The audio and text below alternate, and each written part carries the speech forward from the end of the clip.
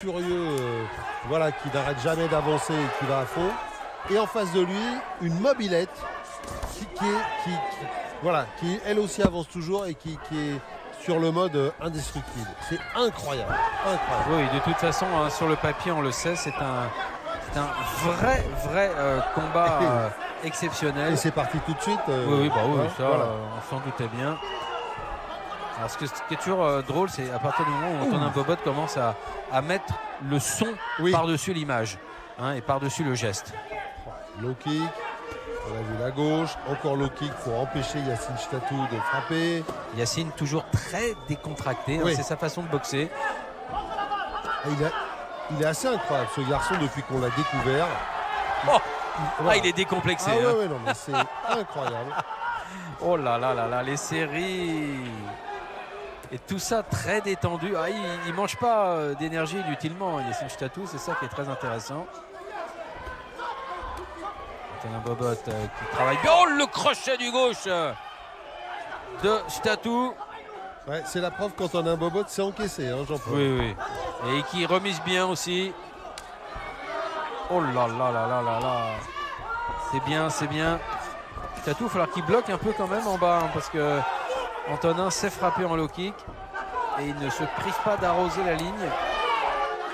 Voilà. Ouais, et alors, il faut faire extrêmement attention quand on est boxeur et qu'on rencontre Antonin Bobot, parce que si on rentre dans son rythme, fin du deuxième round, il n'y a plus rien là. On est un peu laminé. Ouais. Voilà. Antonin qui, pour l'instant, gère plutôt bien. Oui. Oh là là là là là là, le genou sauté et la remise de Bobot. C'est du haut vol. Hein.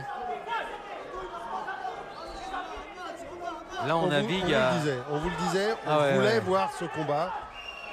Franchement, c'est une idée géniale de Gilbert Donati et Nicolas Buisson d'avoir organisé ce combat particulièrement. Très complet, Antonin Bobot, hein, depuis le début. Très précis aussi. C'est bien ce qu'il fait. Ouais, et ce qu'il fait est peut-être moins spectaculaire que chez d'autres boxeurs. Mais mieux construit. Ouais, et puis surtout, ça laisse des traces. C'est très bien construit. Hein. Vraiment. Yacine, là, est un petit peu plus sur des charges et puis des moments très forts. Voilà, comme cela. Mais Antonin est beaucoup plus régulier là depuis le départ de la reprise. On vous l'avait dit, hein, deux machines de guerre, chacune avec ses spécificités. Mais ça donne d'ores et déjà un sacré combat. On va écouter ce qu'il se dit dans les coins. Hein.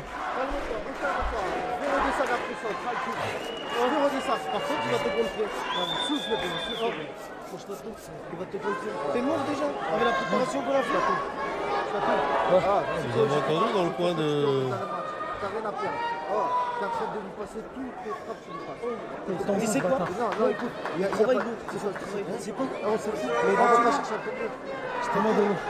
Par contre, je t'appelle, quand tu mets des mots s'il te plaît, mets ta garde. Alors, il faudra surveiller Jean-Paul quand même, parce que à travers tout ce qu'on entend, j'ai vu aussi aperçu très fugitivement à la fin du round Yacine Chtatou faire un petit geste montrant sa main gauche. Donc, à la main gauche qui a bien tapé en plus. Hein. On l'a vu tout à l'heure. Un crochet qui est passé. Le deuxième round. Oh, la droite de Chtatou. Ah, ça y est. Bobot qui a mis le son sur le geste.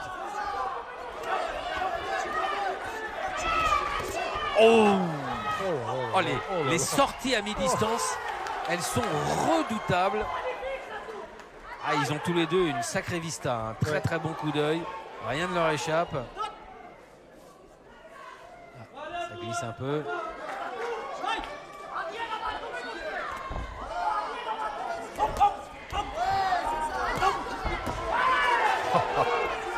C'est souvent ça. Hein. Le premier round sans le son et puis après on allume la sono.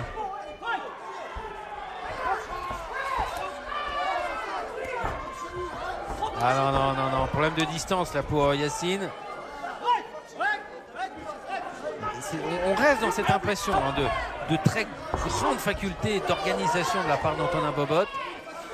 C'est vrai, Jean-Paul, ce que vous dites, parce que pour Yacine, qui a un style un peu différent, il ne faut jamais perdre le fil face à Antonin Bobot, parce que lui est organisé, lui est dans sa filière.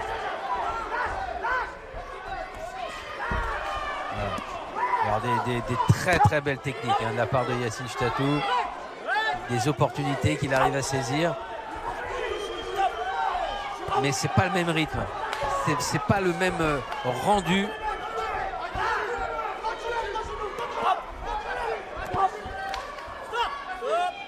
On a plutôt l'impression, pour parler un langage militaire, qu'on est chez les commandos avec Yacine Chtatou. Alors quand on a un Bobot, c'est l'armée classique qui délivre avec l'artillerie lourde qui tapisse tout d'abord le champ de bataille, et puis derrière il y a tout ce qu'il faut, mais voilà, on est beaucoup plus régulier.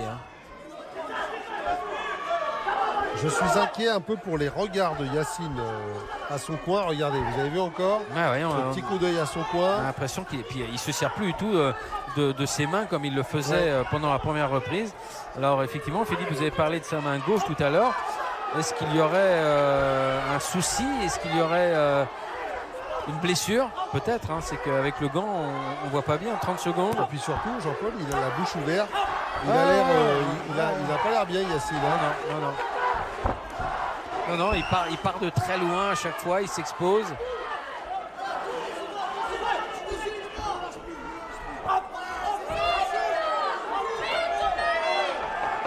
Alors si effectivement il a un problème, qu'il est blessé, eh bien, il lui faut du courage pour aller comme ça et contenir malgré tout Antonin Bobot. Ah oui, il vient de regarder encore son coin, il reste 2 secondes. Il faudrait qu'on aille dans le coin de Yacine Chtatou, comprendre un peu ce qui se passe chez le Niglo Top Team.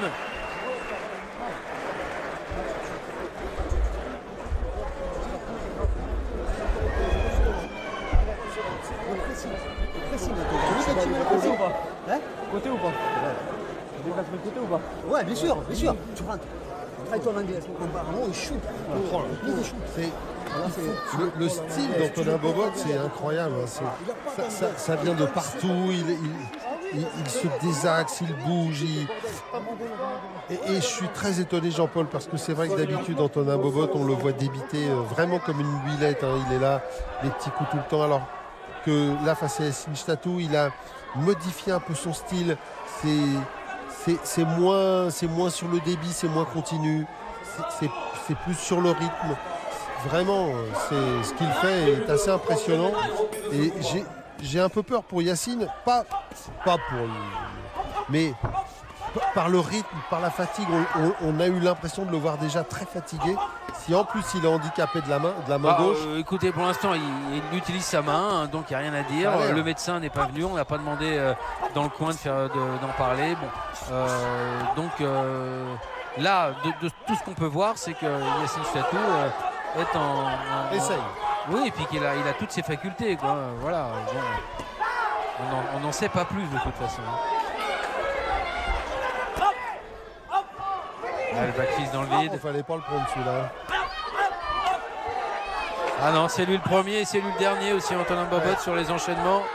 Et il touche, il marque ses points. Il a facilement remporté la deuxième reprise. Et là, il est en train d'asseoir sa suprématie dans ce combat alors qu'il reste encore 2 minutes. Et qu'on sent bien que Yacine Chtatou, malgré toute sa science du combat, tout son courage, il n'est pas dedans. Il n'est pas là. Il n'est pas là comme d'habitude. Non. Mais c'est peut-être à cause de son adversaire quand même. Bien sûr, il ne faut surtout pas prendre nos propos comme si on voulait amoindrir la boxe d'Antonin Bobot. C'est loin de là notre intention. Mais tout simplement, c'est vrai qu'on ne reconnaît pas Yacine Chtatou. Alors est-ce que c'est le phénomène Bobot qui le fatigue, qui l'épuise, qui fait qu'il n'arrive pas à ajuster sa boxe? C'est très possible aussi. Ouais. Et il va être compté, Yacine Chtatou. Là, s'il est compté, la messe est dite, ça y est. Ou alors il faudrait que dans la minute qui vient, il y ait aussi un compte du côté d'Antonin Bobot. Mais là, sinon, Antonin Bobot, invaincu depuis le 14 octobre 2017. Ah Ouais. c'est beau, hein, ces 2 dernières années pour lui. Hein. Voilà. Et il avait perdu sa dernière défaite, remonte au 11 février 2017 face à un certain Tristan Bénard. Ouais. Donc c'était pas n'importe quel combat. On y était d'ailleurs, c'était à la Star Night. Ouais. C'était pas dans la même catégorie, hein. Il a pris un peu de poids depuis. Voilà, Antonin. exactement. Depuis, il a battu Olmi Hamdi. Il a battu Tristan Bénard au Niglo Fighting Championship. Puis après François Thiel, Sylvain Chambaudry qu'on a vu tout à l'heure. Bref, il reste sur 6 victoires consécutives. Et quand on regarde son palmarès, Antonin, c'est vraiment un palmarès assez incroyable, hein, avec ses 46 combats et ses 41 victoires. Ouais. Il a mal aux jambes, Yacine. Et Yacine, j'ai l'impression que surtout Jean-Paul, qu'il a mal partout et qu'il en peut plus. Il en peut plus, Yacine. Il en peut plus. Et il va être compté de nouveau. Non, mais c'est pas à lui d'arrêter. Il faut absolument que les combattants réalisent que si d'eux-mêmes ils baissent la garde avant que l'arbitre ait arrêté le combat, ils risquent d'être mis KO de façon irrémédiable. On ne s'arrête pas mais comme ça. Il en peut plus là, Jean-Paul. Non, mais je comprends ce que vous dites, hein, mais il en peut plus, Yacine. Là. On l'a vu à la fin là, il en peut plus. Il est laminé. Complètement. Je crois que là, le style Antonin Bobot. Ah ouais. Francis Jiménez qui félicite. Hein. Et Karim Ben Mansour. Et Karim Ben Mansour dans le coin du Niglo qui félicite Antonin. Il y a de quoi, car mais il a parfaitement réalisé son combat, même si on le dit, on le redit, le génie du combat de Yacine Statou était bien présent.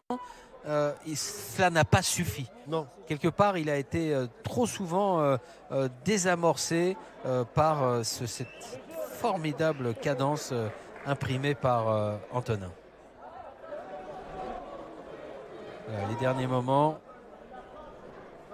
Il y en a des touches de Yacine, il y en a bien sûr. Oui, il y en a eu, mais évidemment. Ce ne sera pas suffisant, puis il y a le compte de toute façon. Ça... Et Jean-Paul, il y a eu des touches de Yacine, mais la différence entre les deux, c'est qu'il y a eu aussi des touches d'Antonin Bobot sur des combinaisons. Il y a eu des combinaisons d'Antonin Bobot. C'était beaucoup plus construit. Alors on écoute le verdict, c'est important. Ouais. Bon, Antonin Bobot, voilà. Là. Et moi, je vous laisse. Eh bien oui, voilà, on va retrouver Antonin au micro avec Philippe pour le classique débrief.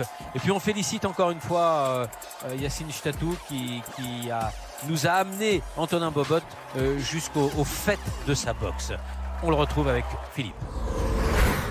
On vous avait prévenu que ce serait une sacrée bataille entre ces deux-là.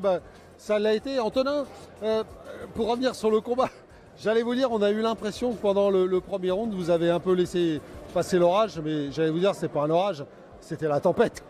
Ah ouais, c'était une avalanche de coups là. Mais c'est vrai que j'ai l'habitude de ne pas entamer mes combats à fond pour pouvoir calculer un peu comment boxe mon adversaire.